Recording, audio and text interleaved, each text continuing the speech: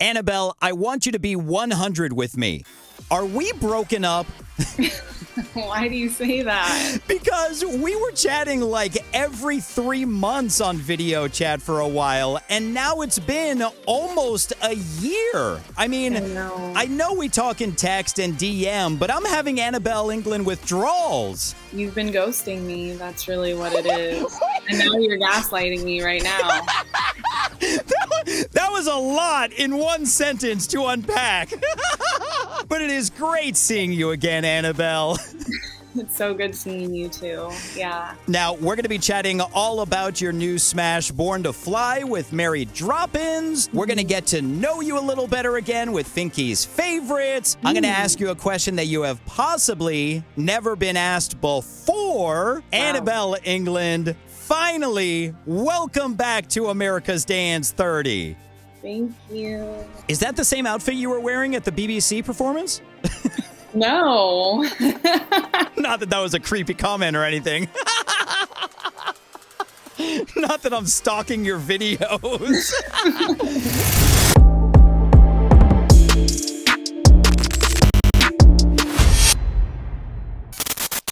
Anabel, congratulations on this new smash, Born to Fly. Is this your first foray into drum and bass? Yeah, I mean, I've made drum and bass tracks before, like a long time ago, but they just had never come out. So this was one of the first ones that this is probably the first one I've ever put out. Yeah. Wow. So are those other ones just sitting on a hard drive somewhere? Yeah. And have you ever thought about going back to them and possibly either reworking it or putting it out?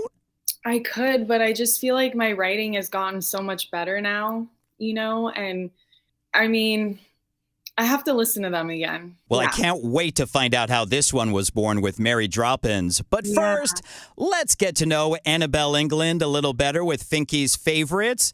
I got to be honest with you, this was tough coming up with some questions since we've chatted so much.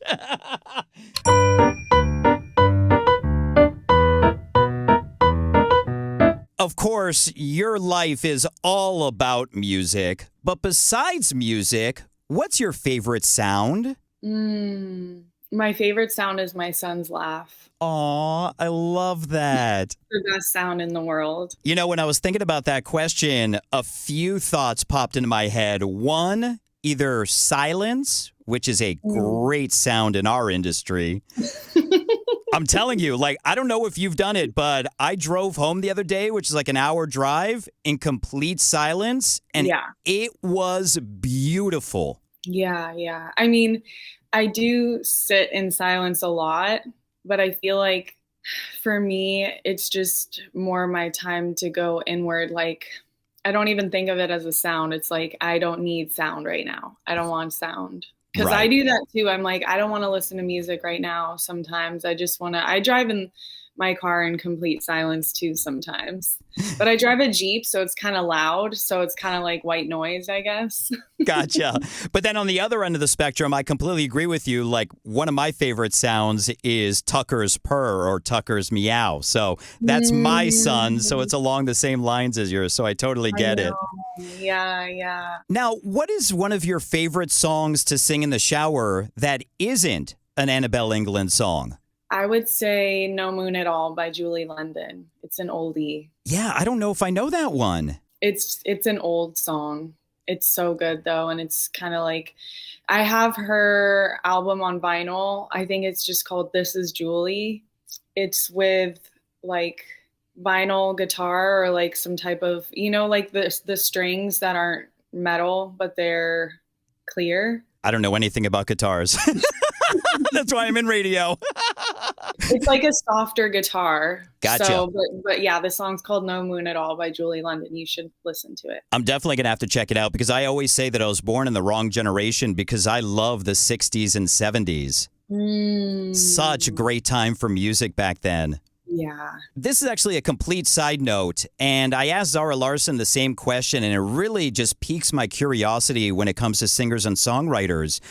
Do you sing Anabel Englund songs to yourself when you're not performing? If there's a song that, okay, so for instance, I was writing a track for this big producer who had an instrumental, and the vocal didn't get picked up, but then it was like, and that's fine. Like that happens all the time. Like people will send me stuff. It'll be a no. I'll send people stuff. It'll be a no. Like it's just how the business works. But I wrote a song, and like weeks later, I started humming this song in my head. I was like, what is that? Oh yeah, I know I wrote that to something. And then I was like, oh yeah, it was for that person. And then I was like, oh, maybe I'm going to take the acapella then and give it to someone else. Because when something doesn't get picked up by someone who I wrote it for, then I'll pitch it to other people who I know would want it. So I'll sing songs in my head, I think, that I've written that haven't been released. And I mean, if that song has been stuck in your head, then it's probably a good idea to pass it on to somebody that could use it. Yeah, exactly. Yeah. It's so funny how you worded that, because when I was talking to David Guetta, I asked him how he keeps track of all the stuff that he's doing. And he said that sometimes people on his team will come to him and play him something, and he's like, wow, that sounds very familiar. And he's like, oh yeah, I wrote it like 5 years ago. Yeah, exactly. Like you forget. Because I mean, this is my job, right? It's writing music, it's playing music. So every single song that I write doesn't like, I'll write a song, and unless I'm like super obsessed with it, I'll just kind of like forget about it for a while, and then it will come back. And yeah, it's crazy. That's got to be so crazy. Now, speaking of making music, do you have a favorite moment in the creative process, whether it's when you get the spark for a song, or when you're recording the vocals, or when you hear it for the first time in the club? I rarely get nervous before I perform anymore, but when I'm about to play a song that I have never played, that I love so much. Like the first time I ever played Falling Up, I was in Chicago, and I get these jitters and this excitement, anxiousness, because I'm just can't wait to perform it. So I do love that feeling when I'm about to go play it in the club. And is it tough dealing with that with new songs? Because obviously the crowd isn't going to know the song yet. So the reaction from them possibly isn't going to be the best because they don't know it. Yeah. I mean, I feel like when I perform, I can be really emotive, especially when I'm really excited about something. So, for instance, when I played Falling Up, it went really well. Like when the drop came, everyone like loved it. But yeah, I mean, it's like when you're at a festival and DJs are playing tracks and you don't know what the track is, but you're like, oh my God, this is incredible, you know? Yeah, no, absolutely. Like the drop, I've been in the crowd. I'm like, oh my God, what is this? This is so amazing. Yeah, exactly. Now, finally, in Finky's favorites, in honor of Born to Fly, if you could swap lives with any flying creature, either a bird or a butterfly, or maybe even like a superhero, which would you choose and why? My first thought was an eagle, just because they're so fucking cool. And majestic. They have to find like rats and stuff to eat, and that just sounds really difficult. So I think I would choose a hummingbird, because they eat pollen from flowers and they're so fast and they're gorgeous beings. That's awesome. I love it. Let's talk about this smash. By the way, do you know the story behind Mary Droppin's name? No. So supposedly, and I don't know if this is true, but I read it when I was researching, supposedly she came up with the name as a joke because she was booking talent for an office party, and she decided to book herself to play. So in the booking, she named herself Mary Droppinz. I'm pretty sure that's true, because she was working for Native Instruments or something. And she was like, I'm going to book myself. That is hilarious. I love her so much. How was this smash born? So I was in a session with my work wifey, Steffi Novo, and Serm. This guy, Serm. And this was my first time ever writing with her. And I had just gone through like a really hard time. And I don't know how the song came about, but the lyrics are so powerful and so beautiful. But the demo was kind of just a baseline. Like there were like bones to it, but it wasn't full, but like it wasn't complete, you know? And I knew that Mary Droppinz, whose name is Alyssa, could take it there. And she and I have been friends for a long time. Like I've known her for years. And like I used to, once clubs started coming back out after COVID, I brought her on with me so she could DJ while I performed. Like this was like before I was really doing my full DJ sets and everything. So she and I have been friends, and like she's always had her own thing, but I wanted to like support her and kind of get her moving too. So we had been wanting to do a song together for a long time, and I was like, oh my God, this is perfect because I know that she's going to take it where it needs to go. So I sent her the song. I was like, look, I wrote this song. The lyrics are super powerful and like so important. And they resonate with both of us. Like she and I both have gone through similar experiences. So I knew that this was like the right one. And she was like, I love this. Like I'm crying. And then she sent me a demo, and I was like, this is so good. Like, let's tweak a few things here. And then she sent me another one, and then that's how it came to be. And yeah, I'm so happy that she and I were able to do this together. That's so awesome. Now, you mentioned that a long time ago you had gotten into drum and bass for some songs. What was the leaping point on this one that you were like, okay, I'm going to put this one out? The thing is, like, when I do sessions, especially with people I don't know, I think things kind of just manifest in their own way. Like, I don't think we went in saying we're going to make a drum and bass track. I think Alyssa, Mary Droppinz, is the one who kind of took it there. Gotcha. I have to listen to the original demo again. But it definitely had like a dubstep-y, like drum and bass, like an alternative kind of vibe. And then she kind of took it to the next level. And I mean, I love drum and bass, so I have no reason not to put it out. Like a good song's a good song. Absolutely. It was a good song. And I was like, yes, this is incredible. Let's put it out. Now, how long ago did you guys start working on it? Maybe like a year. Oh, okay. So not that long ago. Yeah, it wasn't that long ago. And then, as you know, something I love to find out about songs is how many different versions there are from when you start working on it, all the tweaking to when you finally master it and put it out. Do you remember what the final V was of Born to Fly? I think it was probably V4. Oh, that's not bad. No, not at all. I mean, for me, it's like I'm not a producer, so I don't like people get into so many technicalities, and I know what sound I want. So it's like, when I have something that I like, I'm like, okay, that sounds great. You know, the hi-hat here doesn't need to be raised 2 dB. Like that's just me. Right. You know, because for me, the forefront needs to be the vocals and the vocal production.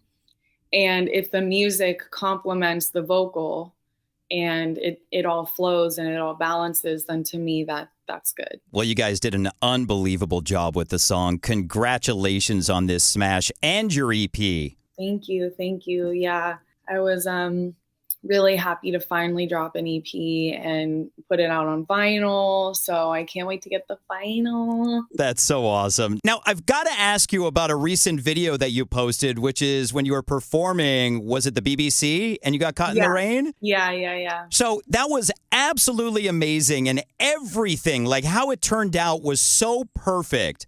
But when it started raining, were you like thinking, oh my God, what the heck? How am I going to perform? No. You were just all about it? I was loving it. I mean, I don't know.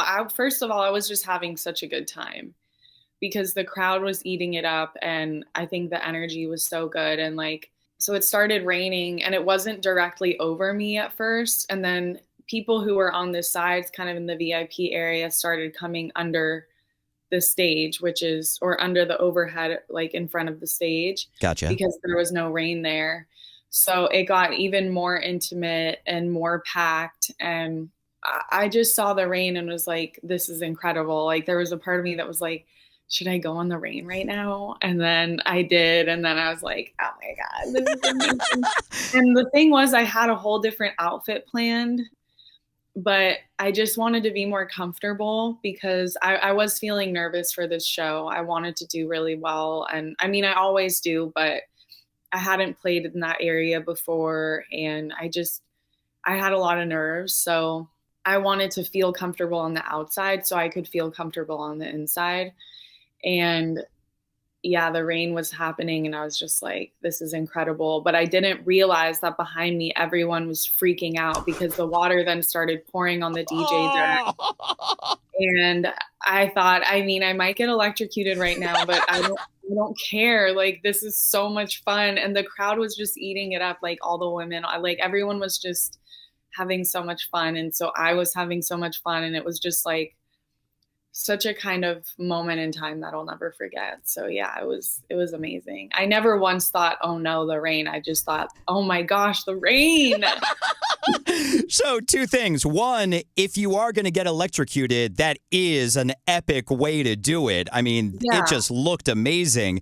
And 2, you were mentioning where the rain was. Like looking at the video, it is so perfect that it almost looks like it was fake rain right on top of you, and that's it. I know. Yeah. So I really felt like it was higher power kind of blessing me, because also my set got cut short, and the guy, I remember the guy who was running it was kind of nervous to tell me because he had told some other people that their set got cut short, and they were really, really upset and kind of like angry and mad. And so when he went to tell me, I was like, that's okay. That's fine. You got to do what you got to do, Absolutely. I'm not taking it personally. I know I'm going to show up. It doesn't matter how much time I have. Like, I'm going to give it my all no matter what. And I feel like it's just really a point of view. Like, I don't know. I just felt like it was point of view and higher power, because my set was the one that it just started raining on. And I feel like only I would, at least it appeared so, that if it started raining during anyone else's set, like they would have had a mental breakdown. But for me, I was just like living my best life. So yeah, I was really grateful to higher power for blessing me with that. That's so awesome. Well, it was such an incredible performance. Thank you. Now, before I let you go, I asked ChatGPT to give me a question that Anabel Englund has never been asked before. So I got to test this out, all right? Okay. Now, if you could design your own currency, what would be on the front and back of the Anabel dollar? It's a tough one because you almost want to put your own face because it's currency. But that's like, do you want to say that? I know. I mean, to me, I guess to me, what I would want on the currency would be kind of what I want the world to look like, which is green and beautiful. And so I'm picturing maybe some mountains with trees and everything being really lush. I mean, it could even be what I'm thinking of is kind of like Half Dome at Yosemite. Have you seen that picture? No, I haven't. Yeah, it's just these huge rock formations and gorgeous trees and nature, and so the opposite of capitalism. Absolutely. So is your face on your dollar or no? No. And then what's on the back? Kenny?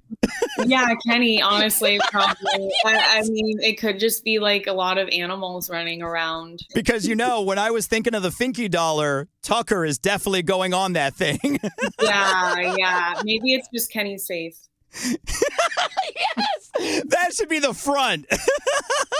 Yeah, and then the back could be a nature spread. Absolutely. Anabel Englund, congratulations on everything that's going on for you right now. Thank you so much for your time with us on America's Dance 30. Thank you. I missed you. Missed you too. Let's not make it almost a year next time. I know. Well, I'll explain why when we're off camera. Okay.